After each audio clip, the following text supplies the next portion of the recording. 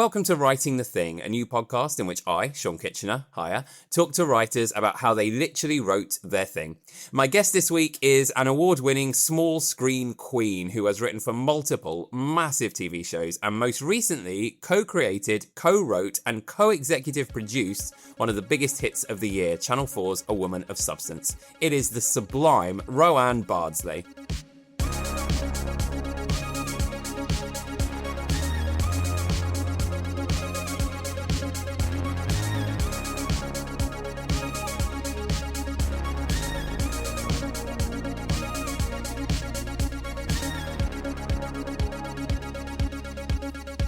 So this podcast is basically just an excuse for me to pick the brains of writers I'm inspired by, and Roanne Bardsley is immaculate. I am such a fan. Her command of character and story and humour and emotion, my God, the way she makes you feel, she's just so great. She started her career in the story office of Hollyoaks before going on to become one of the show's most iconic writers. When I met her, which I think was in 2016, which is 10 years ago, which is slightly horrifying. We move. She was one of the big A-listers in the room, so knowledgeable, so inventive, and also just really, really lovely. I think we bonded over pop music very quickly. Little Mix fan recognises Little Mix fan, honestly. In 2018, one of her episodes won Best Single Episode at the British Soap Awards, and in early 2020, another of her episodes won big at the Writers Guild Awards.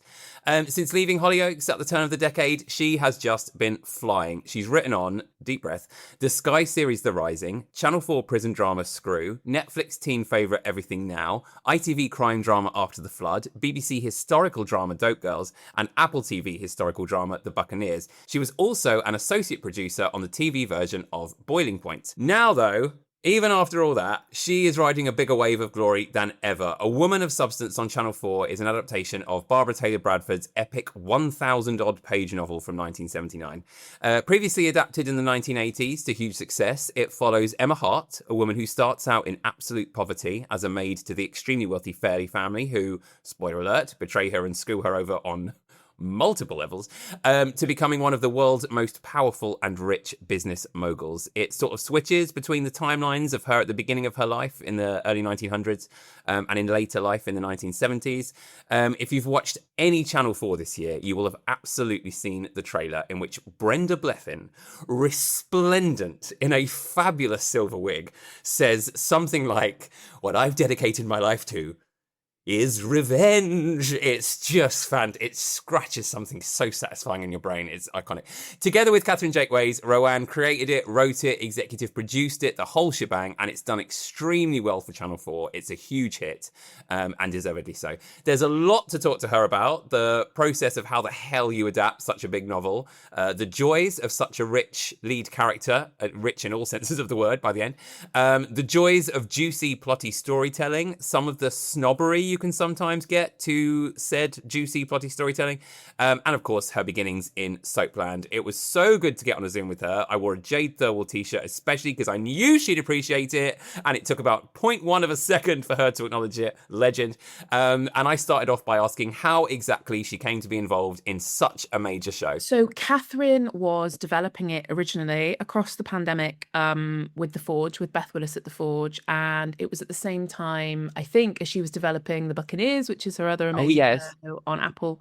And The Buccaneers got greenlit, and then that's how me and Catherine met. I wrote on the first series and then carried on working. And then I think they were just focused on The Buccaneers, and then a little bit not out of nowhere, but you know how development can just go on for years and years and years, right, with nothing really happening. And then I think it had been in development somewhere else, and Beth slipped it to Channel 4 and they greenlit it kind of a bit out of nowhere. And Catherine was very busy working on series 2 of The Buccaneers, with series 3 on the horizon. So I think they just realised it would just be physically impossible for her to do all of that herself. Right.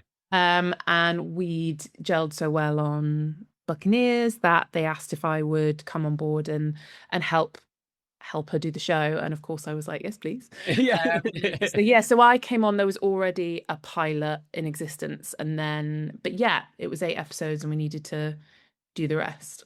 Wow. And they're 8 like this, so they get so much good story in those 8 episodes. It's so great. So Barbara obviously very sadly passed away in 2024. Was it already? It was already in train at that point, I assume. Is that right? Was yeah. Yes, she did read a couple of the early episodes, so she was Oh, aware. She knew it was happening. yeah. She knew it was happening with Channel 4, and she was thrilled. So that's really great. And Catherine did Zoom her once. So she was across it, but yes, we were sad that she didn't get to see it realized. But she had so many of her books had been made. Yeah, So yeah. it was something she was quite well versed in, I think. Yeah, I hope I'm not misremembering, but I'm pretty sure I interviewed her in my like early journalism days about like a book or something, and I just remember being like so fascinating. Like it was only on the phone, like we weren't even face to face or anything, but I just remember like just like the aura, the the Yeah, I mean, brave. if you ever, Catherine always says that, for Barbara, it was like first thing in the morning, crazy o'clock in America, and she was there with a full, full blowout and Oh, full on. fabulous. And if you ever Google pictures of her, she's got sort of oil paintings of her Bichon Frise Yeah. Oh my in the God. background and stuff. Yeah. She was definitely like a vibe.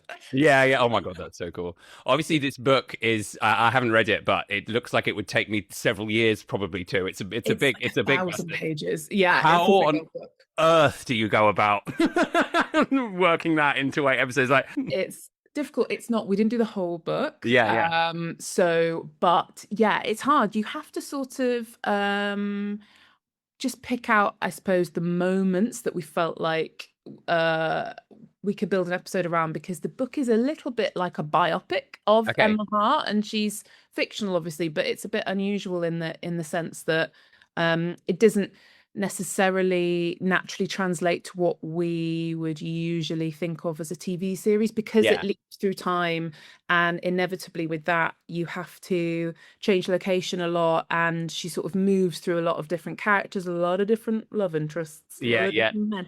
And I think one of the biggest challenges was, how do we do that and keep an audience engaged and feeling like it's one coherent story and invested in that, so that it doesn't feel like, oh, and now when you're reading a book, you're so in it with the character, Yeah, aren't yeah. you, that you feel it. But I suppose we were just conscious that we probably couldn't keep going, and now you're expected to fall in love with this guy for Right. her, or we needed to, so we did do some kind of rationalizing Yeah, yeah. of characters and of locations because of that, and also just like logistics, money, sets, all of Oh, of that. course. Yeah, So yeah. we had to trim some of it down and be a bit clever that way.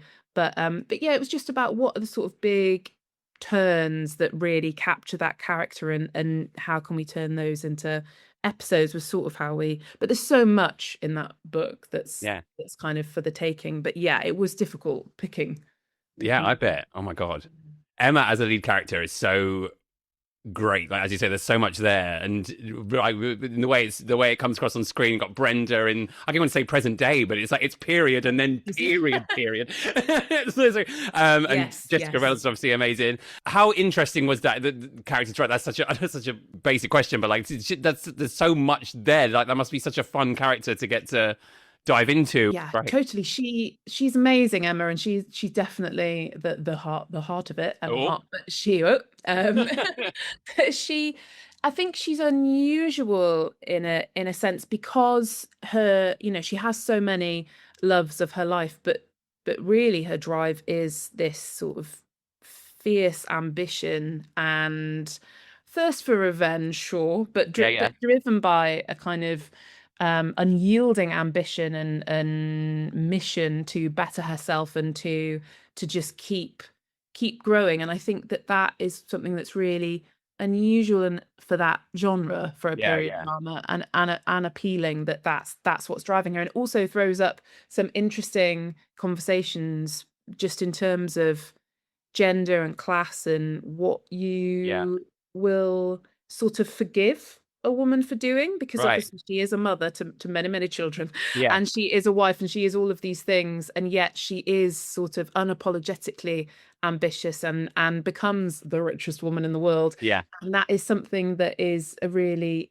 interesting character to tackle, because I think in society, on television, the Logan Roys and the sort of men Mm. we have on TV, we kind of go, sure, men are ambitious, and they're kind of allowed to be these ruthless businessmen. Not that anybody's necessarily saying Logan Roy, Logan Roy for Prime Minister or anything, but you sort of go with it. Whereas with Emma, it's like, the questions about how do we make her likable and sympathetic as her journey goes on, because she's so sympathetic at the start. She starts with nothing, and you're so on her side. As she gains more and more momentum and more success, there's always a question of, are we still on her side once she's flipping over to the millionaire status? That's something we're always thinking about. Yeah, there definitely is a less well done version where it's boiled down to like, woman has her heart broken, goes a bit quote unquote crazy for pay, but like it's so interesting the way that you do it. It's like you're like, no, come on, get him, but also audiences sometimes can be a bit problematic in that regard as well, can't they? Sometimes in terms of how they receive characters like that, and I just think it's just done so well. Oh, thank you. Do you think so? I think and I think it is particularly, it is definitely harder with female characters and with women, I think. But what is amazing about it is you are sort of watching a woman at two ends of her life, and I think it's so interesting to see that Brenda version of the character, and then flash back to where she began and how she became that person is just fascinating. Yeah. And there's so many other now I'm going to do like, and now let's shout out the men, but there are so many like great characters in there, and like the way that even the quote unquote villainous characters, there's still like, there's a moment in the penultimate episode which keeps coming back to me, which is where Emmett J. Scanlon's character, his son is about to go to war and he can't express any love or say bye or anything, and mild spoiler, he does run outside and go like, is it something like safe travels or something like that, which is just those two little words, but it's amazing. It must be quite fun as well to play with those characters that are the, I guess, villains, to be slightly reductive, but to find those moments where we do also enjoy watching them and we do get invested in them. That must be quite fun to do, is it? Yeah, so much fun. And I think it's so important. We didn't want the Fairleys, who were the rich family, to feel like, I suppose, flat pack villains, or too tropey in a sense of, rich people bad, poor people good. And they're so kind of twisted in a delicious way. And they are, a good friend of mine watched it and said to me, I don't know why Emma's bothering to try and bring them down. They destroy themselves well enough on their own. And it's sort of interesting. I think that Emma is sort of trapped by her class, but they are as well in a way, because they're so sort of repressed and so caught up in how they should be perceived and how they should behave, that it almost causes this sort of the way that they're behaving behind closed doors, because they've repressed themselves so much, is so mad and weird, and they're breaking each other as a result of it. And I think that's really kind of fun to try and dig into and flesh out. And that's something that the Fairley love triangle between Adam, Emmett's character, and his wife Adele and her sister Olivia is so juicy, and it's hinted at in the book. It's there, but it's not kind of explored as detail as we maybe went into.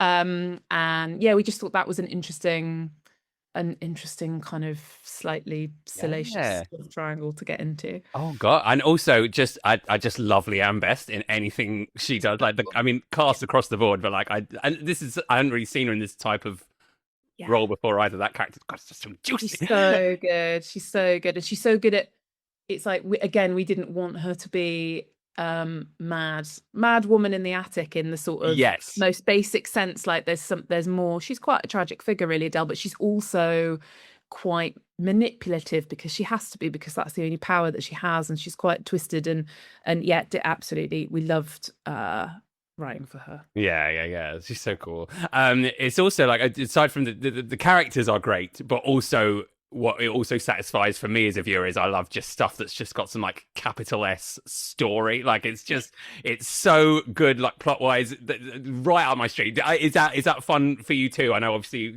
the soap background of it all, that's the big like training ground for that kind of stuff, but is that something that's appealing to you as writers as well? Is just like the juicy, the hooks, completely, as you say, soap background, and also started in the story office, so that's definitely how I grew up as a writer, is sort of those big juicy meaty stories and turns, definitely. And I think we wanted it to be really escapist in every sense of the word. And I Yeah, think yeah. you have to have loads of juicy story for that to work, really, so that you're sort of really pulled along for the ride. And yeah, it was really fun. Yeah, yeah. I don't know. This is a slight tangent, but also, well, I remember the theme tune as well over Oh, those end so credits. Duh, duh, duh, our duh, duh. composer is so amazing, Jack Hammerlet. Yeah, he's the same composer as Rivals, which is Oh, also amazing music, isn't it? oh, great! Yeah, Yes, really, really incredible. And I can't even get my head around how people do that. They do sort of, it's all composed, and then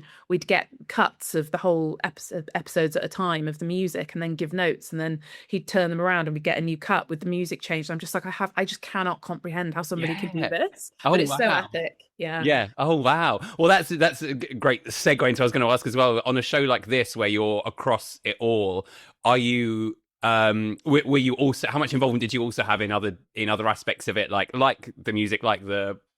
Are you on set? Are you involved in casting? Like what? Yeah. Are you across many Yeah, the departments? whole process, because I was a co-executive producer on this one. So yeah, it's my first time being involved in the process Mm. from start to finish, really, Oh, from wow. casting and hiring, key creative people like directors, composers. It's not just obviously not just me making those decisions, Catherine as well. And we had two other execs, Beth and Joe, and we were all involved in those decisions, and obviously Channel 4 as well, have to Yeah. say. But yeah, everything from the casting, you sort of getting people, just inbox currently, constantly getting things like that you just feel so unqualified to have an opinion on, like Right. costume pictures of costume tests, pictures of vacations, Oh, pictures of, wow. like, one day, because in my script they were playing Skittles, I got sent an email with different options for 1911 Skittles, and I'm like, Amazing. whatever you can do. But yeah, yeah, amazing to be across all of that. And then yeah, I think we weren't on set loads, just because we were busy. Yeah, yeah, But yeah. when we were, it was really great. But also, I think it's quite a relatively small production, Right. compared to something like the Buccaneers. And I think once you've had all those creative conversations with the directors and stuff, you don't really necessarily want to be hanging around like a spare part, getting under Right, of people's course. feet. But we had a brilliant script supervisor who was on hand if the cast or the director or anybody had any questions. They'd have a direct line to us so that we could answer them on the day and stuff like that. But I think the editing process is where, so you so hands-on, obviously, with the storylining and the Yeah. script. And then once the cuts start coming through, that's when it gets really intense again, because there's 8 episodes. I couldn't even tell you how many cuts of each episode we were across, but obviously, it takes the full hour to watch it and to Yeah. replay things and to write notes. And so that was a lot more labor intensive than I think I'd thought about. But it was Right. amazing because you can retell the story in the Yeah. edit. It changes so much.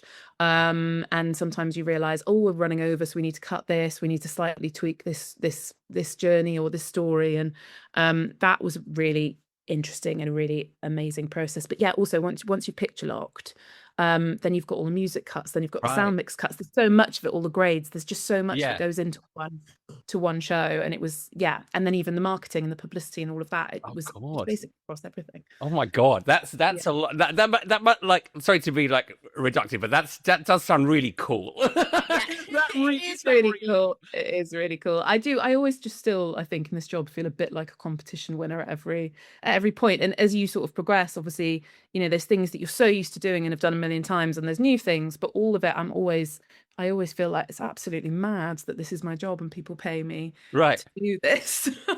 See, that's a bit mad to hear you saying that, because when we met on Hollyoaks, which I can't remember when I joined, it would have been like 2016 or 17, maybe. I just remember you being like one of the people in the room that was like, your brain needs to be studied. Like, how how can you just be so good at just like story generation and problem solving, and also really lovely and funny? Like, which makes a huge difference when you're in an environment like that. That's mad that you feel like that a bit too. That's insane. Well, oh, totally. Yeah. Well, that's not easy to say, but yeah, completely. I think you know what, where the answer to that question, if it's even if I take everything you say is true, it's Hollyoaks. It was that story office, when I turned up in 2012 as a storyliner, which was my first job in drama in that story office. I was Mm. like the kind of timid little mouse who wouldn't say boo to a goose, just to mix my metaphors. But Right. and I was thrown into that environment with some very loud, very brilliant, creative, genius women at the time. Yeah. And I just absorbed it all and watched them and just tried really, really hard to match them. And at the time, I remember thinking, oh my God. I remember just sitting in a room with the likes of like Emily Gascoigne, Vicky Tennant, Hannah Yeah. Cheers, and being like, how am I ever going to keep up with these people? It's Right. absolutely insane what they can hold in their brains and what they can throw out. But it was such like a baptism of fire. But also, you know, you learn so much not to be precious about your ideas, and you Yeah. throw out 100 a day and get told most of them are shit, and that's fine. And you Yeah. just you Yeah. just really learn. And storytelling is like this weird mix, I think, of creativity, but also it's almost like a kind of science or a maths. Like there are patterns, and once you learn the patterns, Right. you can repeat them and bend them and change them to make them kind of more creative, and it becomes instinctive. But I think that had I not done, you know, 3 years in that story office for God, I mean, I can't even bear to think about the hours we used to do, kind of banging your head against the wall, looking at 20 episodes to fill Yeah. every Yeah. every 4 weeks, then I just, yeah, I wouldn't, there's no way I'd be doing what I'm doing now. Right. Yeah. No, you got all those names you mentioned and more. I'm just like, Yeah. how? Um, Yeah. we're very like I still feel very lucky as a writer when something is commissioned or made. That feels like such an, a thing to even get that far down the line. How are you in terms of when something is actually going out there and it's being watched by people? Do you get like, is that nervous? Is that excitement? And what's it like when it's a show like this, when you're more across it than ever before? What's that experience like? Oh, it's both incredible and horrible, I would say.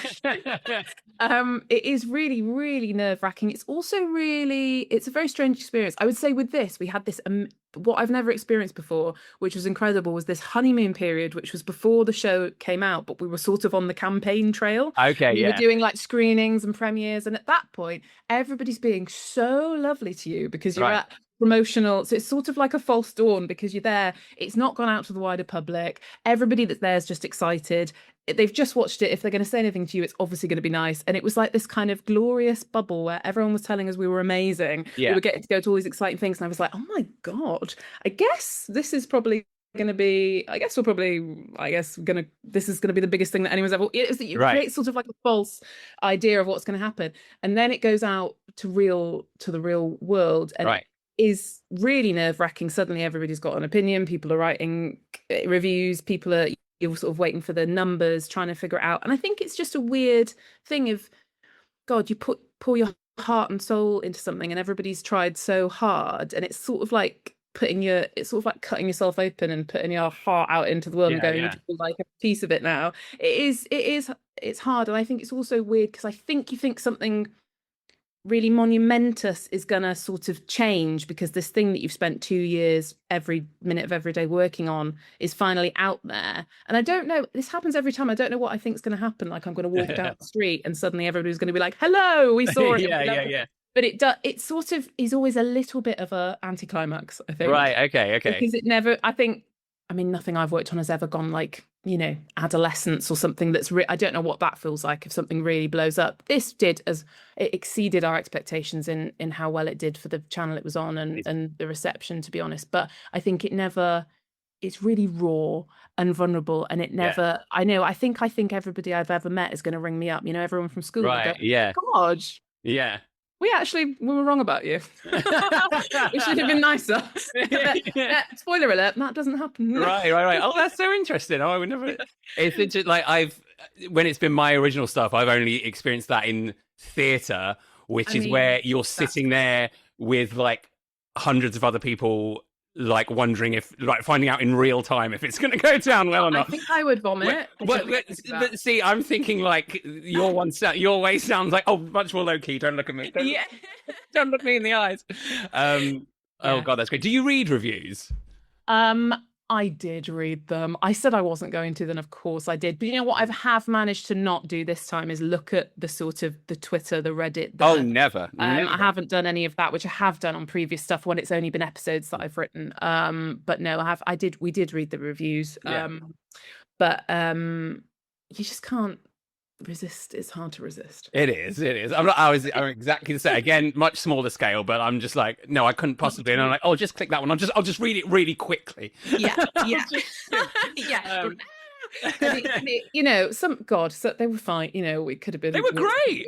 Yeah, it was all good, but you can't help. You'll click. You know, you'll read. There'll be 3 paragraphs that are all really nice, and then you'll cling on to the one. Oh the yeah, one yeah, thing yeah. that wasn't, obviously. But no, I think most people took it with the intention it was put out there, which is good. I think we weren't sure tonally if people would kind of get what we were going for. There's definitely a misread of that show. Okay. You know, that I think of like that we were obviously trying to make it big and escapist and soapy and kind of all of that stuff. And I think I would have been sad if people have thought we were going, here is some really serious art. You know what I mean? And then misread it that way. Yeah. It's weird how like soapy is still a bit of a it's a bit soapy, isn't it? Like I haven't read anything like that in regards to this show, but it's weird. And I'm like, yes, good, yes. good, enjoyable. No, yeah, exactly. And it's funny. I think Lucy Mangan in The Guardian said something like this one was like 3-star drama, 4-star nonsense. Right. I sort of think like it's that, isn't it? It's that undercut of like you say, just a snobbery towards soapiness, which is like it's like some people have to go, I must communicate to you that I think this is nonsense. Like like I may be enjoying it, but I must say out loud that it's not like high end art or something. Okay. And I'm like, just have a bit of fun. You don't have to. Nobody thinks it is. Okay. Yeah. No, or like the guilty pleasure, and just makes me want to peel my own skin off. It's not. Yeah. No guilt. Just joy. Just a couple of like really like little things to finish. Where do you tend to write, like physically? Are you a cafe girl? Do you have a dedicated study?